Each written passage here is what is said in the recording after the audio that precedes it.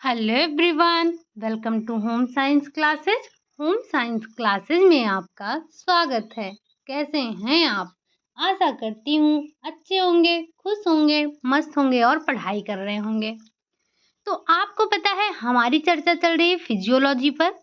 Physiology में जो हम देख रहे हैं वो है हमारा कंकाल तंत्र। इससे पहले हमारी 2 कंकाल तंत्र की कक्षाएं हो चुकी हैं, जिसमें हमने हड्डियों के बारे में डिस्कस किया था कि किस तरह से ये जो हड्डियां होती हैं हमारे शरीर को ढांचा प्रदान करने का कार्य करती हैं।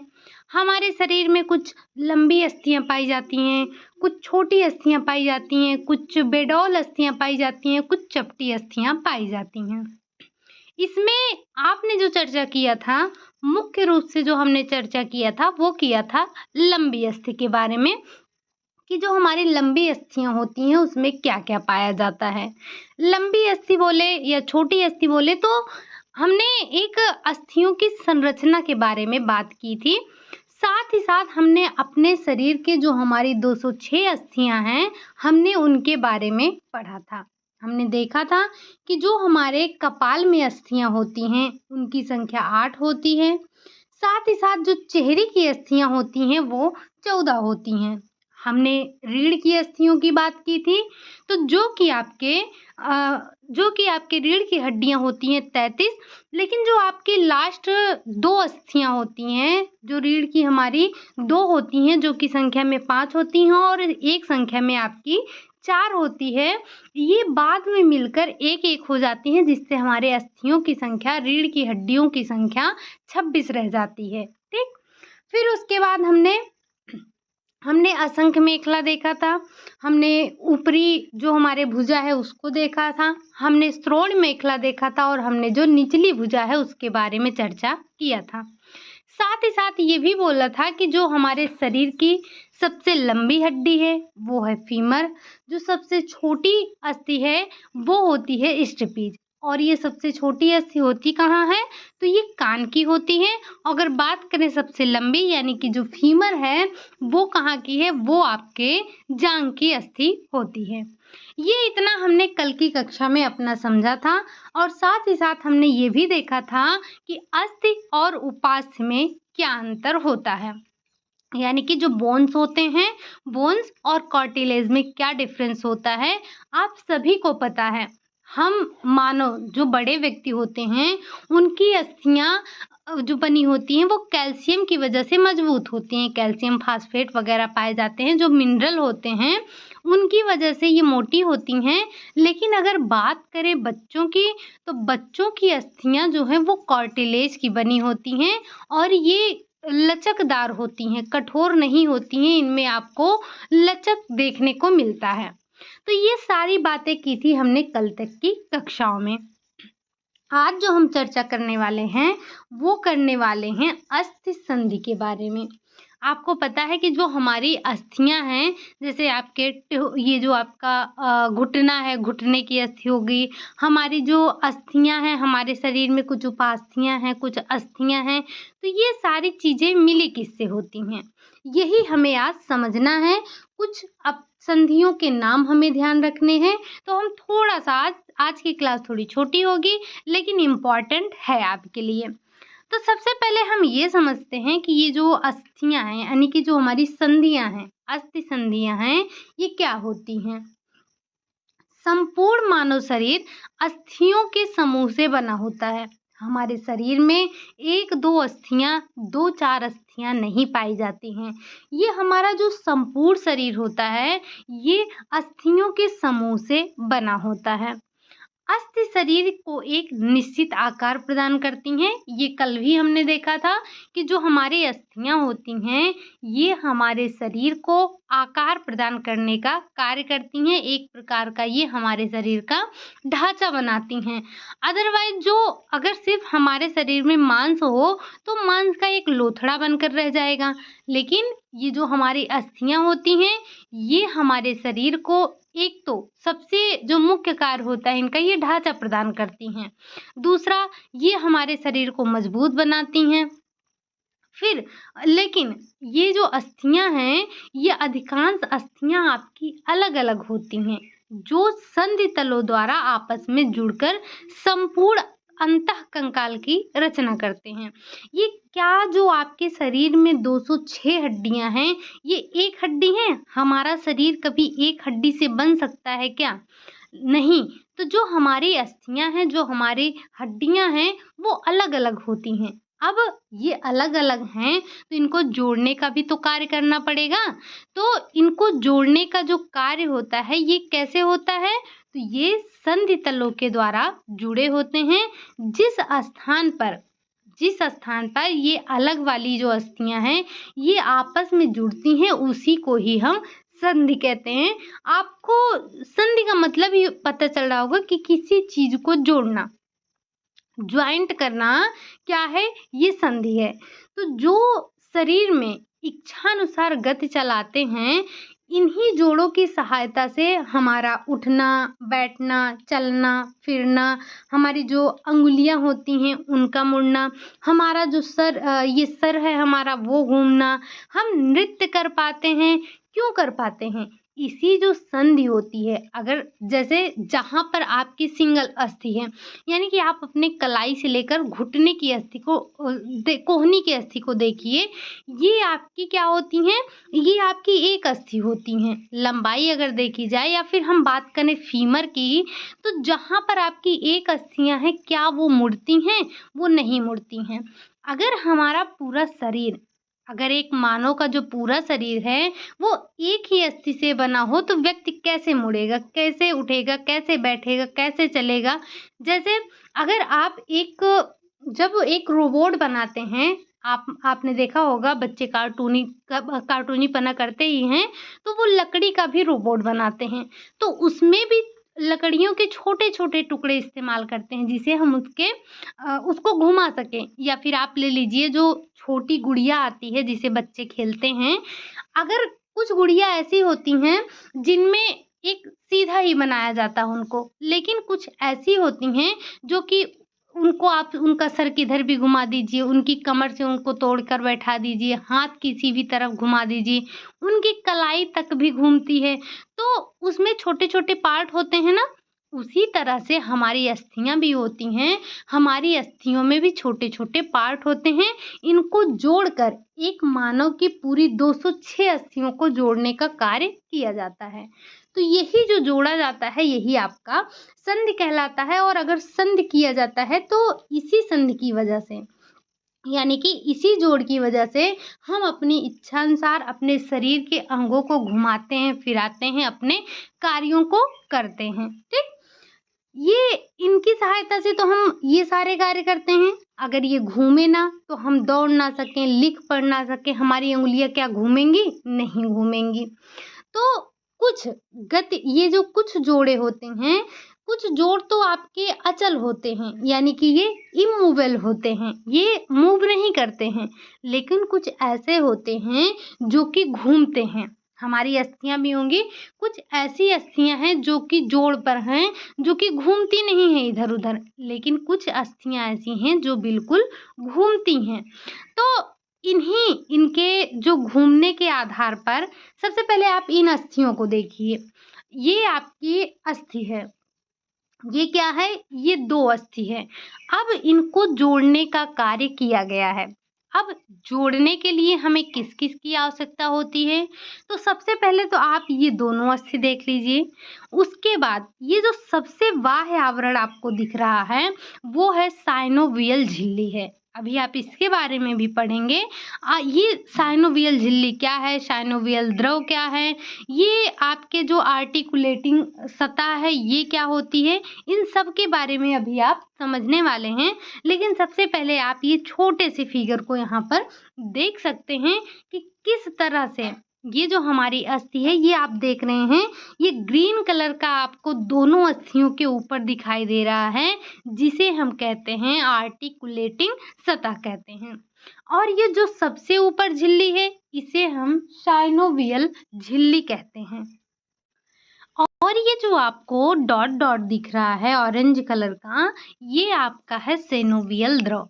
अब ये भरा क्यों होता है अभी हम आगे चर्चा करेंगे, लेकिन उससे पहले हम ये समझते हैं कि जो हमारी संधियाँ हैं यानी कि ये जो हमारे जोड़ हैं, जोड़ों को उनकी गति के आधार पर हमने 2 भागों में इनको बाँटा है। अभी-अभी आपने देखा ना कि जो जोड़ होते हैं वो हमारे कुछ चल होते हैं, कुछ अचल होते हैं, यानी कि कुछ चलायमान होते हैं और कुछ चलते नहीं हैं। तो इसी के आधार पर हमने इनको 2 भागों में बाँटा।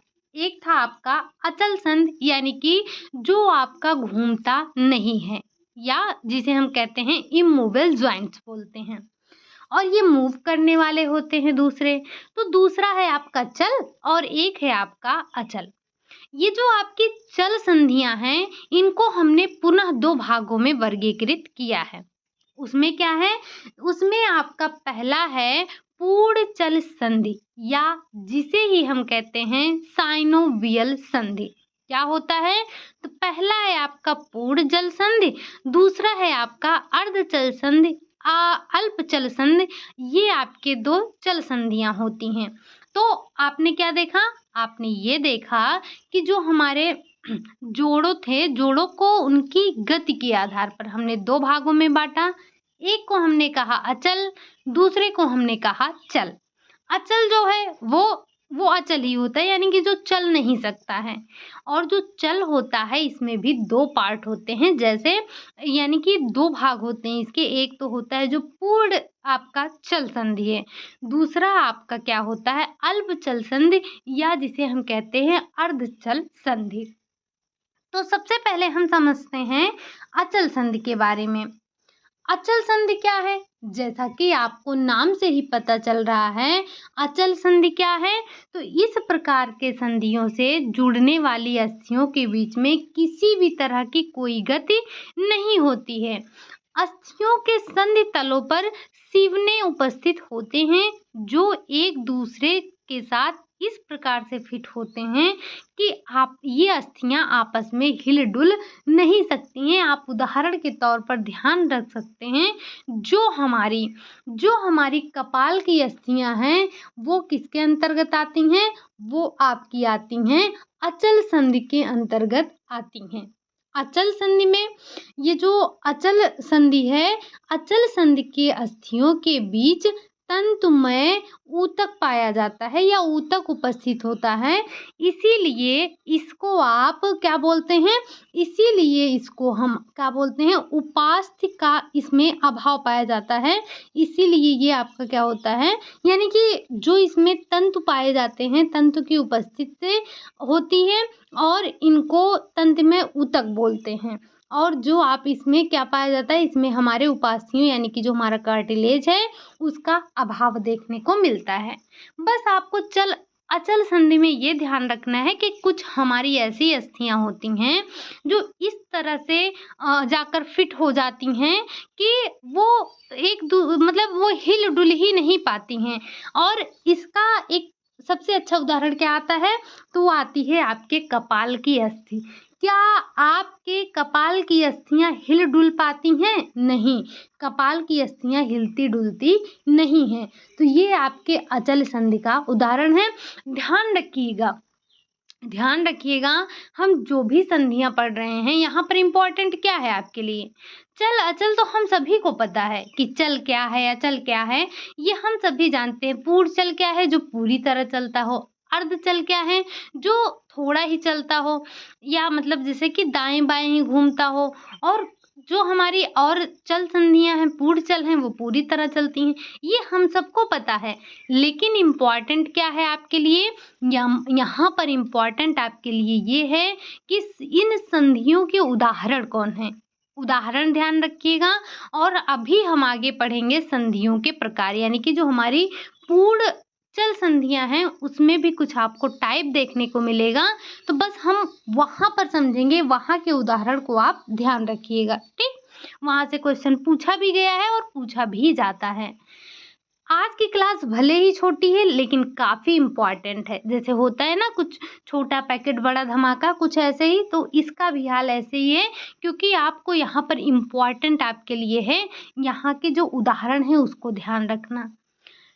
अभी हमने क्या देखा, अचल संधियों के बारे में देखा। अब जरा हम चल संधियों की बात करें।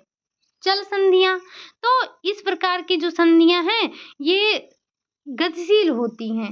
इनके बीच आपको गति देखने को मिलेगा और ये शरीर के आपको गति प्रदान करने का कार्य करती हैं। अब ये जो हमारी चल संधियां होती हैं ये भी दो प्रकार की होती हैं। एक तो आपकी है पूर्ण चल संधि और दूसरी है आपकी अपूर्ण चल संधि।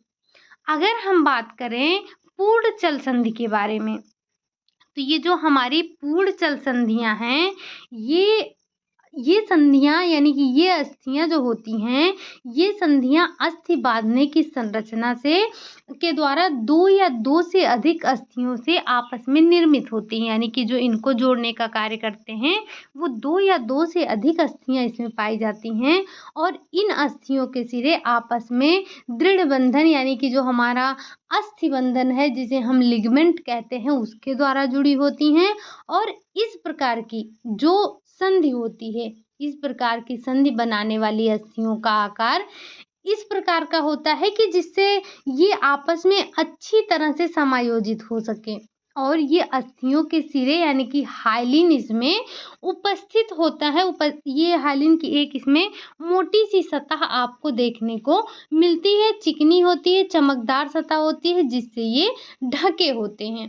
अगर हम बात करें कि ये जो हमारी उपास्थियां होती हैं यानी कि जो हमारी ये पूर्ण चल संधियां हैं, पूर्ण चल संधियों में ये गतिशील होते हैं और इनके चारों तरफ मुड़ने की क्या होती है, संभावना होती है या पूरी तरह से ये चारों तरफ मुड़ने की इनमें क्षमता होती है।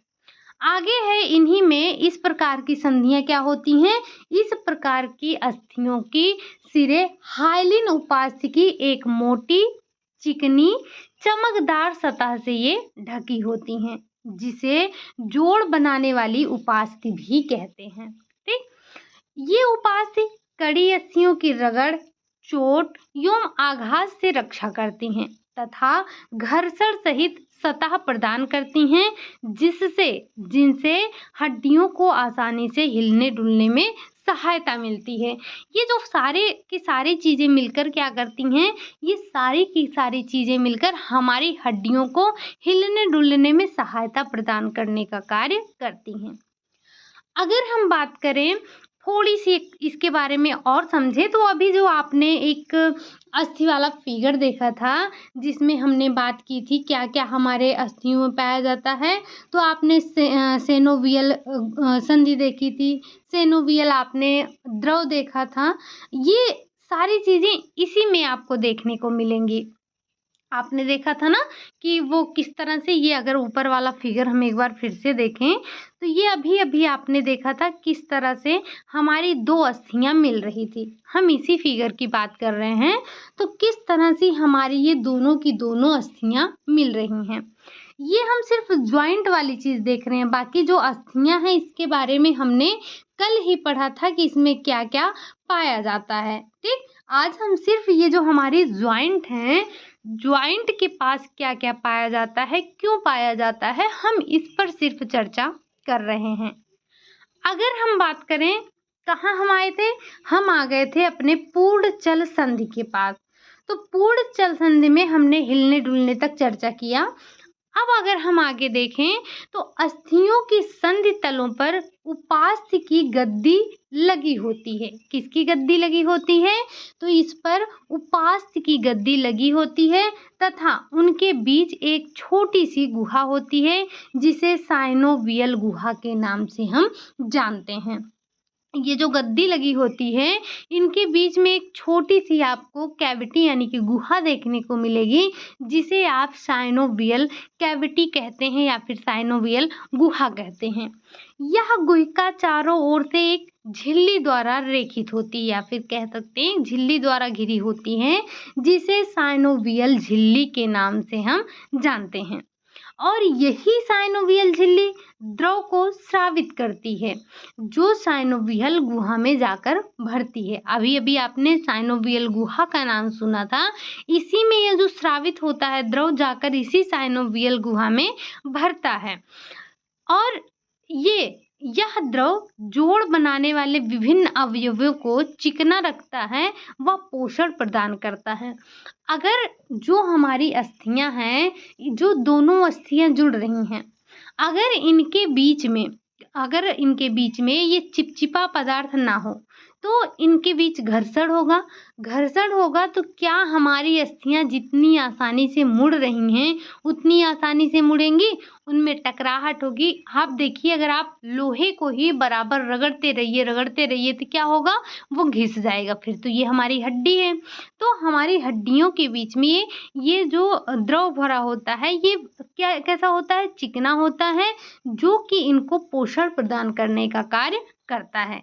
अतः साइनोवियल द्रव जो है ये साइनोवियल द्रव युक्त थैली को साइनोवियल संपुट कहते हैं। संपुट यानी कि इसकी इंग्लिश होती है कैप्सूल, यहाँ पर लिखा नहीं गया है, लेकिन ध्यान रखिएगा यहाँ पर बात किया जा रहा है साइनोवियल कैप्सूल की। ठीक, इस कैप्सूल के बाहर जुड़ने वाली अस्थियां एक दूसरे से लिगामेंट्स के द्वारा जुड़ी रहती हैं। किसके द्वारा जुड़ी रहती हैं, तो ये लिगामेंट्स के द्वारा जुड़ी रहती हैं।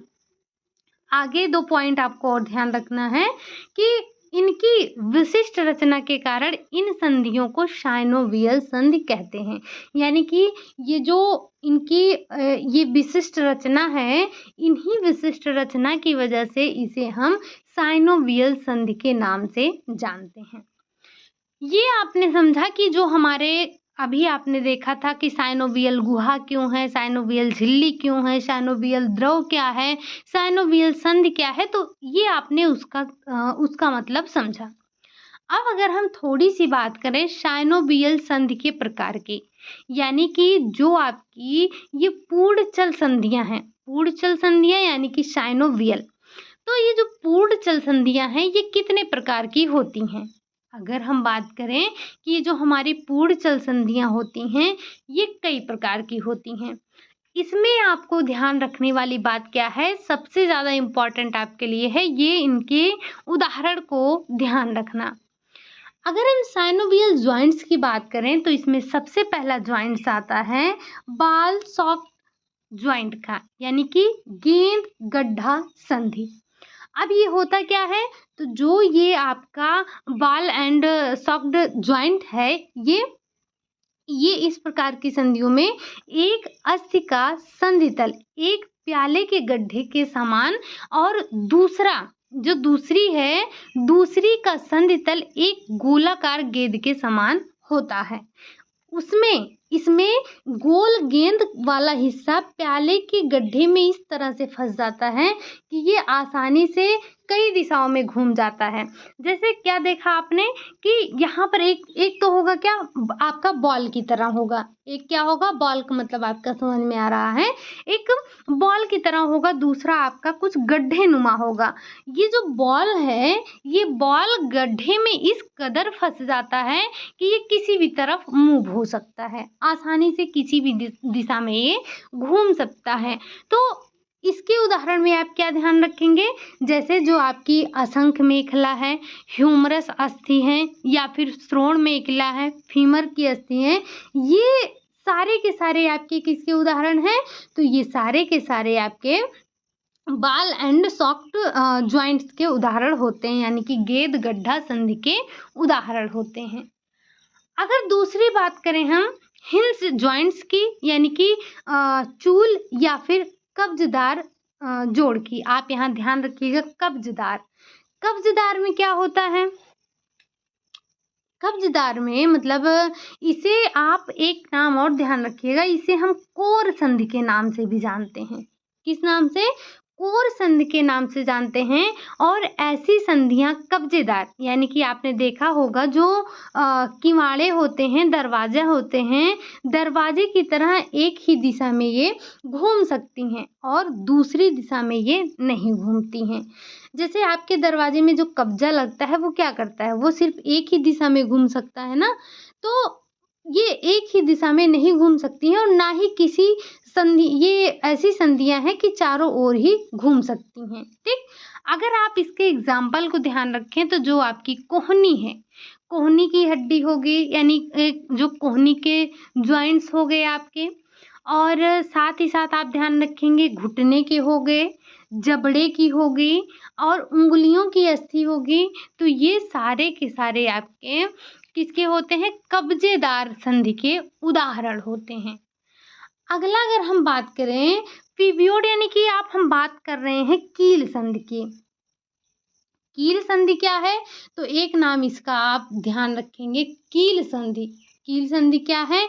या इसी को ही हम खूंटी संधि के नाम से जानते हैं। ठीक, तो ये जो आपकी कील संधि है, ये वाली तीसरी वाली, ये क्या है? तो इस प्रकार के संधि में एक अस्थि, एक खूंटी या फिर कील का संधि तल बनाती हैं, और जिस पर दूसरी अस्थि इस प्रकार से संधि तल पर आसानी से इधर उधर घूमती है, जिसे आप इसे कैसे, मतलब एक ये खूंटी वाला कार्य करता है। ठीक, तो इसमें आपका जो रेडियस है, जो अल्ना के मध्य, रेडियस और अल्ना के मध्य जो ज्वाइंट्स होते हैं, वो आपके कील संधि के उदाहरण होते हैं। लेकिन एक बात बताइए कि ये जो रेडियस और अल्ना है, रेडियस और अल्ना आपने कल ही नाम सुना था, तो जरा मुझे एक बार ये बताइएगा कि ये जो रेडियस और अल्ना है, ये कहाँ की संधियां हैं?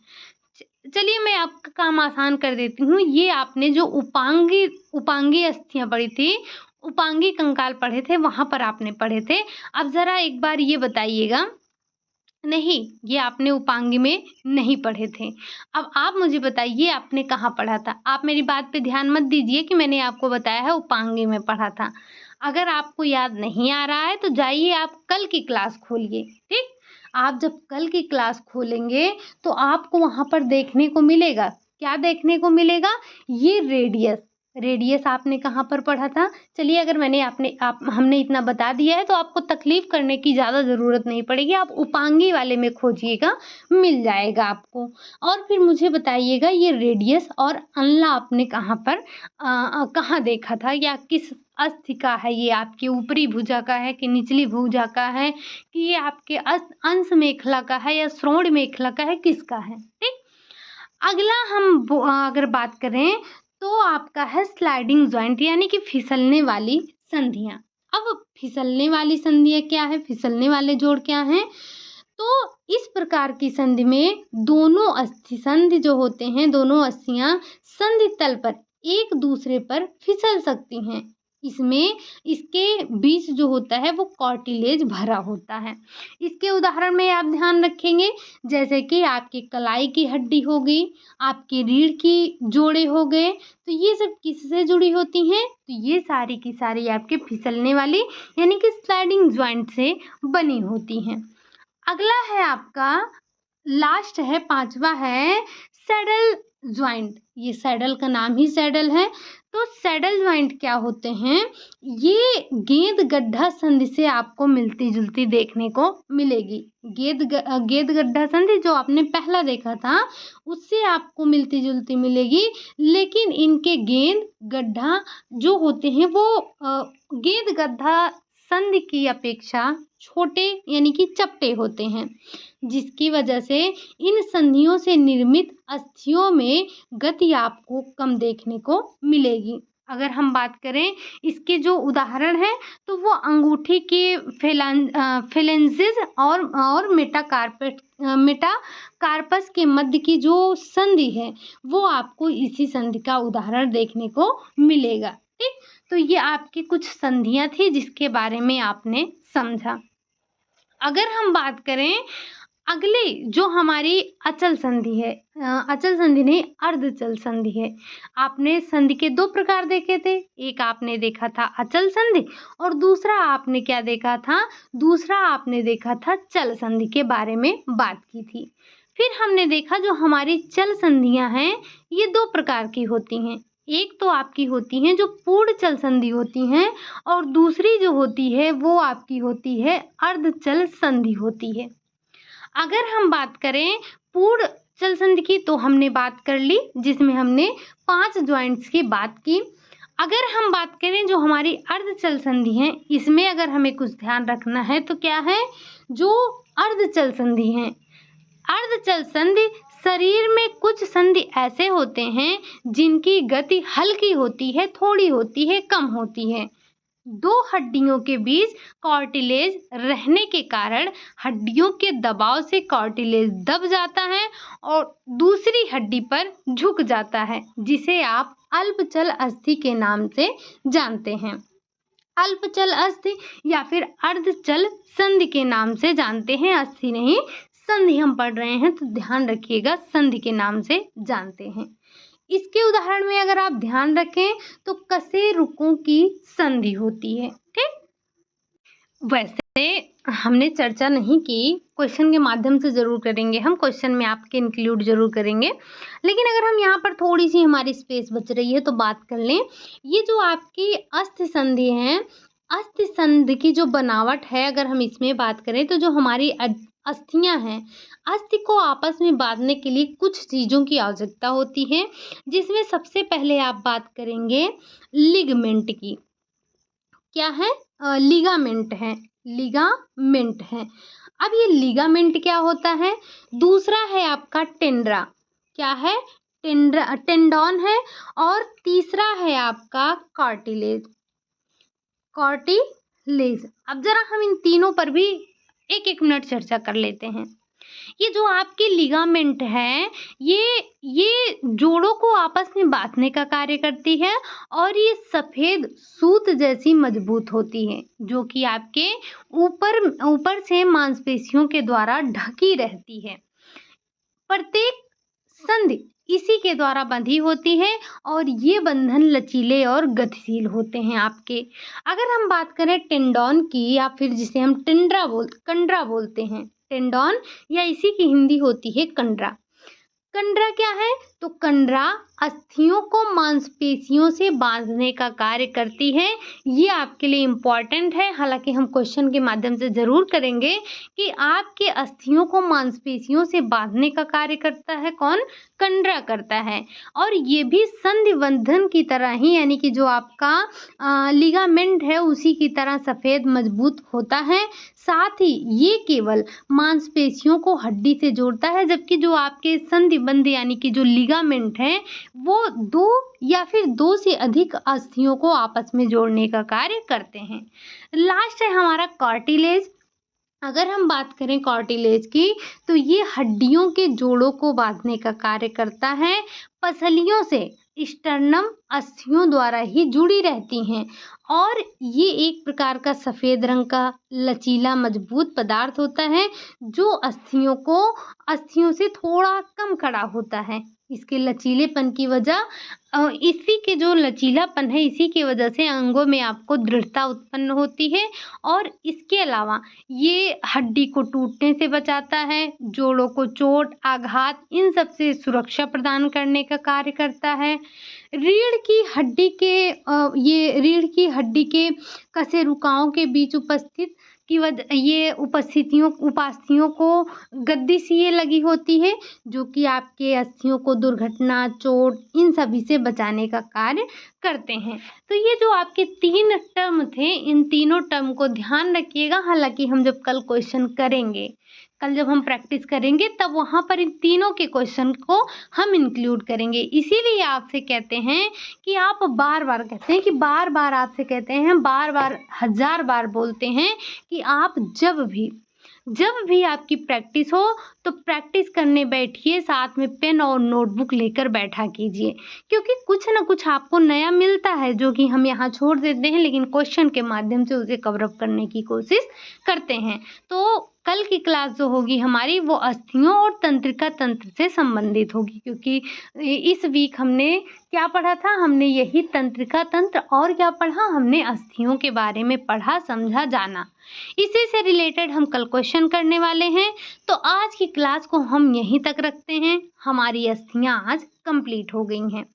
तो आपके 1-2 क्वेश्चन जो बच रहे हैं उनको हम कल डिस्कस करेंगे। जैसे मैंने यहाँ पर आपसे हड्डियों से संबंधित रोगों के बारे में चर्चा नहीं की है। हालाँकि आप सभी जानते हैं कि हड्डियों से जो संबंधित रोग है, रिकेट्स हो गया, आपका ये साथ ही साथ ऑस्टियोपोरोसिस, ऑस्टियोमलेशिया, ये सारे रोग आपके हड्डियों से संबंधित होते हैं। हमने इन सभी को पढ़ लिया है। अगर आवश्यकता होगी तो हम इसे एक बार कवर अप कर लेंगे। हालाँकि इस सारे रोगों के बारे में हमने कहाँ पढ़ रखा है? विटामिन डी में पढ़ रखा है। तो हमें इसे अलग से पढ़ने की आवश्यकता नहीं है। आप ध्यान रखिएगा कि ये अगर आपसे पूछा जाए कि अस्थियों से संबंधित रोग है या नहीं, तो आप इसे आसानी से बता सकते हैं। तो चलिए फिर आज के लिए बस यहीं तक रखते हैं। अगर क्लास आपको अच्छी लगी हो तो लाइक कर दीजिएगा, चैनल को सब्सक्राइब कर लीजिएगा, साथ ही साथ कमेंट ज़रूर कीजिएगा कि क्लास आपको कैसी लगी। जो भी क्वेश्चन आपसे पूछे जाते हैं उसका आंसर ज़रूर दिया कीजिए। चलिए फिर मिलते हैं नेक्स्ट क्लास में, तब तक के लिए बाय बाय, टेक केयर।